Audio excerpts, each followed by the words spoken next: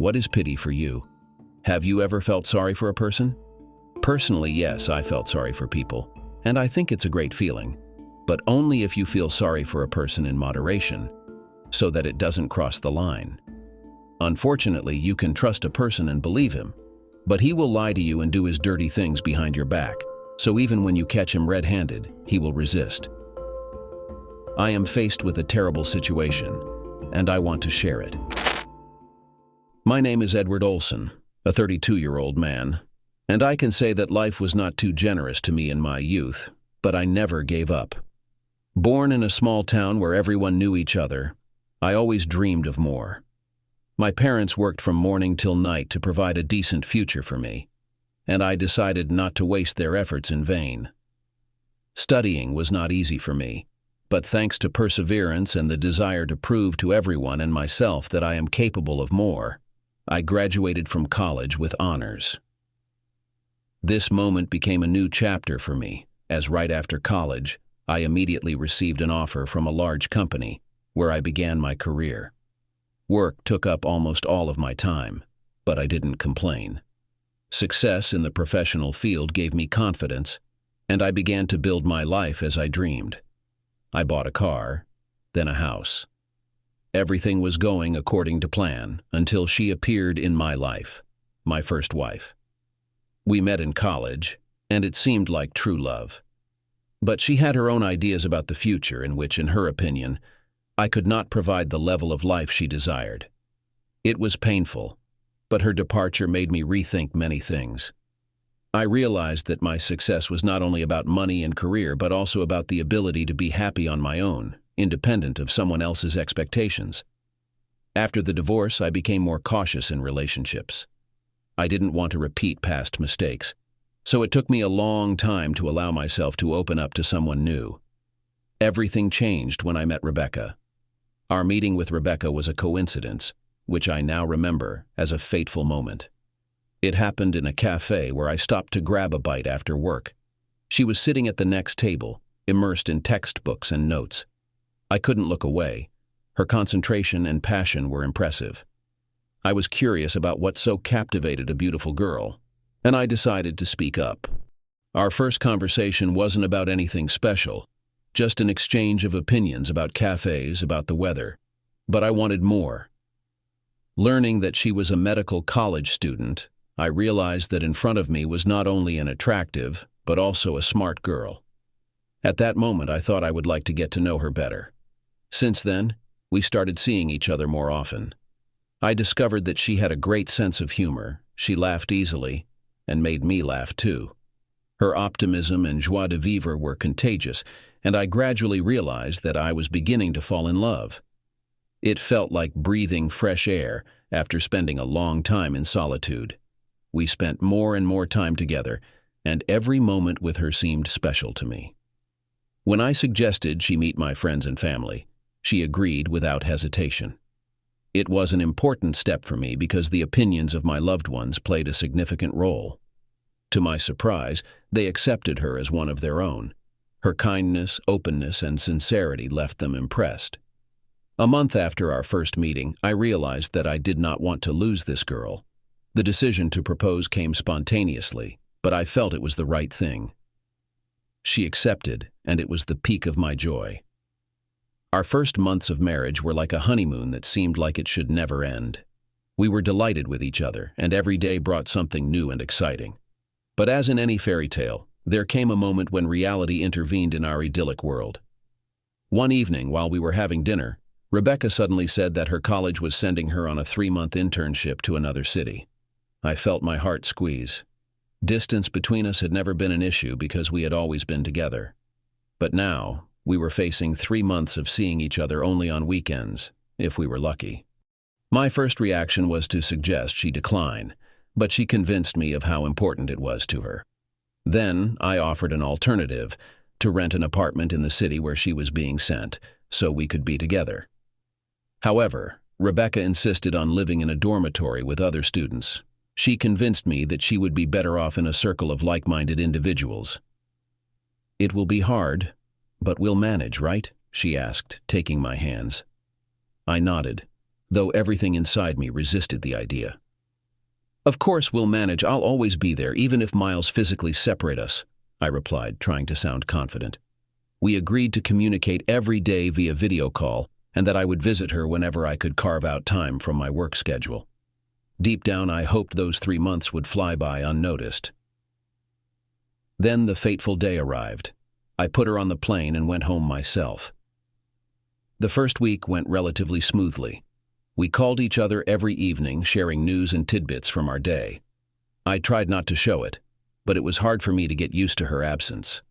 Work took up almost all my thoughts, but when I returned home, to an empty house, I felt particularly lonely. The second week arrived, and I visited her as we had agreed.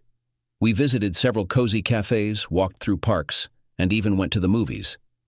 Everything was perfect, and I seemed to have come to terms with the fact that we would have to be apart for an indefinite period. We made love, which I had missed, and the next day, I left. The first alarm bell rang when one day Rebecca suddenly cut off our phone conversation at the 2-minute mark. If before we could chat for hours via video call, now her calls became shorter, and sometimes she would forget to call at all, citing busyness. I tried to be understanding. After all, she was on an internship, and I didn't want to distract her from her studies. Every day of mine was similar to the previous one, going in circles. I would come home from work, collapse on the sofa, open a bag of chips, and watch a series about a chemistry teacher who took a wrong turn. I passed the time as best I could. 2 months went by like this, and during these 2 months we managed to meet only 3 times. This week I was supposed to visit Rebecca, but she decided to cancel our meeting, stating that she was very tired. I was not satisfied with this arrangement, so I called my father and asked for advice. "Edward, you're not a little kid. You have all the means to go to her and make a small surprise. Even if you spend just a minute together, it will be enough, especially since there's only 1 month left," my father said, and I realized he was right. What's stopping me from going to Rebecca? I decided to fly to her for the weekend. Upon arrival, I headed to her dormitory, my heart pounding with impatience. I stood opposite her dormitory and suddenly realized that my hands were shaking as I dialed her number on the phony. I decided to call her, but she was unavailable. Then I waited a few minutes and called again. She answered the phone, and I announced my arrival. Her voice sounded tense, which immediately alarmed me. "I'm here, downstairs," I said, trying to hide my disappointment at her reaction. As I made my way to her room, each step felt heavy. All my dreams of a happy meeting began to crumble even before I saw her. The door opened, and I saw Rebecca in a new nightgown that highlighted all her virtues. She looked stunning, but her expression was full of confusion. It seemed to me that I had come at an inconvenient time and was not welcome. I attempted to embrace her, seeking her lips with mine, but she pulled away, pushing me back. She said, "I've missed you so much. Maybe we should go to a hotel." My heart froze. "What's the problem?" I asked, not understanding what was happening. "I'm tired of sitting here within these 4 walls and want to get some fresh air," she said casually. "And why are you alone in the room?" I suddenly asked, because she was indeed alone. "My roommates are out partying, and as you can see, I'm here studying by myself," she said. I felt proud of her for dedicating time to study and practice, rather than going out to clubs or somewhere else. I didn't want to go anywhere. I realized I wanted her here and now. Her nightgown was translucent, revealing parts of her body, and it aroused me. I made another attempt to possess her, and this time I succeeded. She realized resistance was futile and obediently followed my lead. We lay down on the bed, and I began to savor the scent of her body. Every inch of her was under my control. Rebecca was a 25-year-old woman with a very attractive figure, and I realized how much I had missed her warmth and tenderness over the past month. We got down to business. Her loud moans turned me on even more. I don't know how much time passed, maybe 10 or 15 minutes, when I noticed something strange. I saw men's underwear on the nightstand, which clearly wasn't mine. My world crumbled. "Whose are these?" My voice sounded dull. She tried to lie, saying it belonged to her friend's boyfriend, but I saw the lie in her eyes. Then I heard rustling from the closet. I stopped our process and headed towards the closet. Rebecca tried to grab my arm, but I pushed her away. Opening the closet door, I found a young man, about 10 years younger than me, who apparently was that very lover. The world around me ceased to exist. My mind was in complete chaos. Looking at Rebecca, I felt physically ill from the realization of her betrayal. Rebecca started to say something, but her voice was just a squeak to me. I looked at her and then at the guy in the closet. I wanted to wreck the room. I think they saw the anger in my eyes. So when I looked at the guy in the closet, unexpectedly for me, he suddenly started crying and begging for mercy. I didn't bother to confront the lover. I somewhat felt sorry for him, realizing probably my wife was the initiator of their relationship. Because the guy obviously looked harmless, so I didn't want to touch him. The only thing I asked was his name, and he introduced himself as Joshua Rasmussen. Everything was clear to me. Gathering myself, I silently left the room, leaving behind shattered dreams and a broken heart. The journey home was the longest and loneliest in my life. Rebecca attempted to contact me, but I had already blocked her number. Upon returning home, I immediately contacted someone to gather information about Joshua Rasmussen, and within 2 hours I received a comprehensive dossier on him. Joshua Rasmussen was a medical college student and was also doing his internship in the same city. He had a disabled mother whom he diligently cared for. I realized that I definitely wouldn't target this person now, and needed to focus on what to do about Rebecca. I wanted to divorce her, but I understood that she likely wouldn't let me do so easily. To divorce with minimal losses, I needed to file for divorce and accuse her of marital infidelity, but I had no proof, which was a major problem. Then, I hired a private investigator to follow Rebecca. Of course, there were slim chances she would cheat on me, considering I knew her lover, but still, even a blind squirrel finds a nut once in a year. So I waited. 2 days passed, and the detective informed me that Rebecca was behaving normally and seemed to be planning to return home, which made me realize I needed to act more boldly. I had a backup plan that might seem terrible, but I had no other choice. I waited for Rebecca to come home and in the meantime talked to my father and told him everything that had happened and that I was going to divorce Rebecca. "Are you out of your mind? You're in your 30s and you'll be divorced for the second time. With no children, no wife. What will you do next? The girl made a mistake. It happens to everyone. Why jump straight to divorce? Talk to her first, then decide," my father said, and I felt hurt that he excused my wife's infidelity, dismissing it as a minor mistake. It's a disaster, not a mistake. I decided that if Rebecca came home and explained the reason for her infidelity to me normally, and why she lied while agreeing to the divorce, then I wouldn't do anything bad. But if she starts lying to me again, I can't guarantee what I'll do. 4 days had passed since I learned about my wife's infidelity, and an email arrived from an unknown sender containing plane tickets. It was for a flight tomorrow, and I realized that Rebecca would be returning home tomorrow evening, which was excellent news. I deliberately took the day off and prepared everything for executing my plan. As expected, Rebecca returned in the evening and surprisingly seemed quite cheerful, as if nothing terrible had happened. "Darling, I'm so ashamed. I was so afraid you'd leave me. I've missed you so much. I love you," she said, almost clinging to my neck. Wait, just because I stayed at home doesn't mean I've forgiven you. This is my home, so I live here, and secondly, I demand an explanation." "Why did you cheat on me?" I said firmly. "Cheat? Didn't you understand? That guy you found in the closet was some kind of crazy, you know. He had health problems, specifically with his head. He was peeping at girls repeatedly. And actually, I should be mad at you for leaving me alone with him in the bedroom," Rebecca said. "If I were in a cartoon, my jaw would have dropped to the floor, broken through it, and come out the other side of the earth. I had never been fed such nonsense. How could she cheat on me and then make me out to be the guilty one? I even believed her for a moment and started replaying that evening in my head. So, to extract the information I needed from her, I would proceed with my plan." "Really? Are you serious?" Sorry, I didn't mean to leave you there alone so you didn't cheat on me," I asked. "Of course not. How could you think such a thing? Joshua is a harmless guy but with his own quirks, and besides, you saw him. "How could I cheat on you with him?" she said, and I thought to myself, bravo! Could my wife really think I would believe that the guy in the closet was there by sheer coincidence and she knew nothing about him? It wasn't just by chance she wanted to get me out of the room in the hotel. We sat for about 20 minutes, and I told Rebecca I had missed her, so I suggested we go to our room. "Listen, I have a proposition for you. I want to try sex, but with you blindfolded," I said, thinking I would have to beg her for a long time about it. But she agreed without hesitation. I blindfolded her tightly, and we began to kiss. At that moment, Ralph, a man I had met a few days ago and to whom I had offered money in exchange for having sex with Rebecca, entered our bedroom.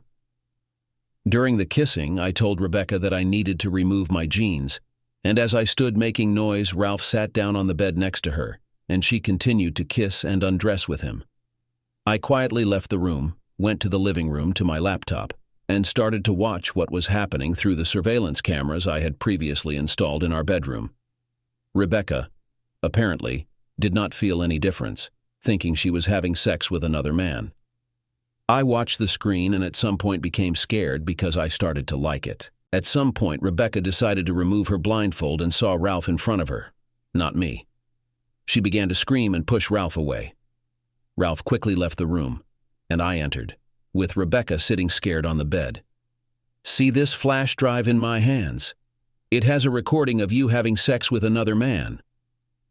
So if you don't want these frames to end up in court with your parents, friends, and your college professors, you'd better confess everything that happened in the last 2.5 months, I said, and sat next to her on the bed.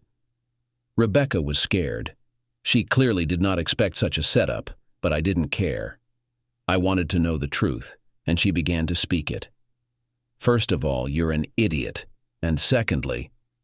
Quiet, let's avoid aggression and go in order. How did you come to cheat?" I interrupted her and asked her to tell everything factually. "All right. That guy in the closet, well, I slept with him. It was a couple of times." "A couple of times?" I interrupted her. "Well, not a couple, maybe a bit more," she began. "Tell me the exact number," I said, unable to bear it any longer. "Well, about 10, maybe 15, she said.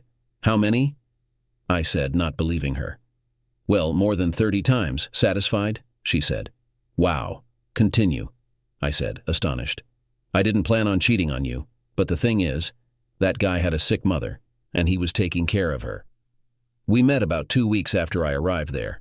I was interested in caring for a sick person, and later I found out he had never had sex or a girlfriend, and I felt sorry for him." "Wait, are you saying you slept with him because you felt sorry for him?" I interrupted her again. "Yes, I felt sorry for him, and we slept together, the first time in the hospital and then in the dormitory, but I want you to know that I had no feelings for him. I was indifferent to him, and it's all over between us," she said. "It's not over between him and you, it's over between us," I said confidently. I preferred the version where the guy was sick. That evening, she completely disappeared for me. I found it disgusting to look at her. A married woman cheated out of pity for another man. It even sounds absurd. "So, you're going to pack your things now? I'll give you some money so you can rent a hotel. Tomorrow I will prepare the divorce papers and you will have to sign them on my terms," I said decisively. "How? Why? I told you the truth. I don't want a divorce," she said. "It would have been better if you hadn't cheated, then there wouldn't be a divorce. I can no longer trust or respect you, sorry, but you are to blame for this," I said, and Rebecca started threatening me, saying she would report to the police that she was coerced into sex, but I quickly silenced her. She was on my hook, she was my puppet. That evening, she packed her things and left for a hotel by taxi. The next day, an angry father called me, accusing me of blackmailing his own wife. I tried to explain the situation to him, but he refused to listen. He said that Rebecca arrived at my parents' house last night, accusing me of blackmail and deceit. I agree that my action was stupid and not reasonable, but Rebecca's action was much more absurd. My father did not want to listen to me and accept me. He declared that he would not let Rebecca sign the divorce papers. Then I decided to take advantage and remember my father's old sins. "Dad, okay, You don't have to make concessions to me and defend this cheater as much as you want. But keep in mind that Mom will find out everything about your adventures with young girls a year ago. You probably forgot that I still have photos, right? I said, and my father quickly fell silent, and his tone changed. I've been thinking that you're right. We need to divorce the cheater, my father said, and hung up. An hour later, a taxi pulled up to my house, from which Rebecca got out and signed the divorce papers. This is the right decision, I respect it, I added ironically. Rebecca looked depressed, but I didn't care. Anyway, I didn't want to leave her completely without anything. The trial took place soon. Rebecca was staying at the hotel in the meantime, and I was paying for her accommodation and food. We got divorced, I sold the house, and we divided the money. I secured that I would help her financially until she graduated, or until she found a new boyfriend. I bought a house for myself and continued my normal life, work, home. Only to this I also added hanging out in clubs. I realize that it means it's too early for me to start a family and I can still rest. It's been a year since I divorced Rebecca. She came to my house a couple of times and we had sex. I do not know why, but it was with her that he was the best. I had a lot of one-day girls, but it was not the same with them, so I often invited Rebecca to my house for an overnight stay. I do not know how bad it is, but I felt good. And this is the most important thing. That's the end of the story. Why do you think the main character's wife committed adultery, if you exclude pity? Why did the main character choose such a terrible way to blackmail his wife? How can you assess his actions? We believe the wife of the main character changed not only out of pity, but because she wanted new sensations. The main character is 32 years old, and his wife is 25 years old. She considers herself young and attractive, and it was interesting for her to try an affair with another man. The main character chose an extremely unsuccessful way to expose his wife. He invited a strange man into his house, who should be as proof of his wife's infidelity. But what if the wife had not actually cheated? Then the main character would not be able to justify himself. In any case, this is an extremely stupid and ill-considered decision. He was just lucky that his wife confessed and did not think of calling the police. Also, do not forget to like and subscribe to our channel so as not to miss new, equally exciting and interesting stories. Good luck!